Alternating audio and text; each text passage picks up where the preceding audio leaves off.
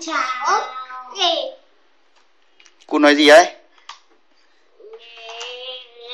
Không là bọ cạp. Ai là Chun? Chun ơi. Đâu? Đâu? Chun ơi. Học ơi.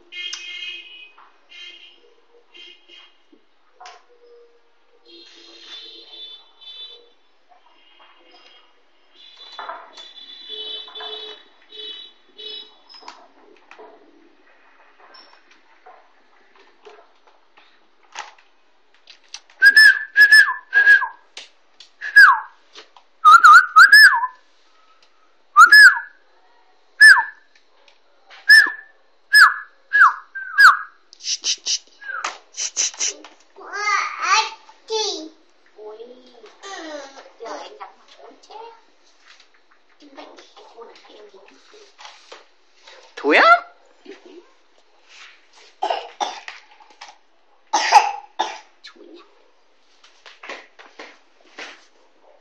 Con này nhìn kìa, cười kìa. Nhà mình lên tivi á.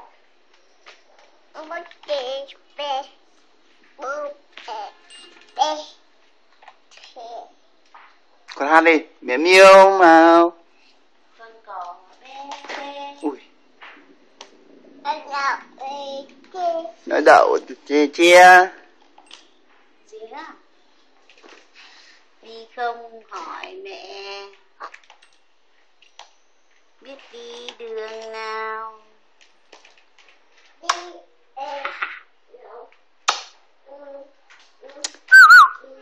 Mày ngoái nhìn này cùi. Cụ này ngã đây, đi vào đây. Chết rồi.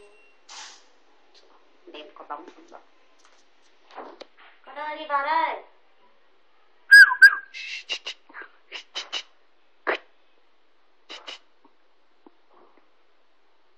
Nhí ba.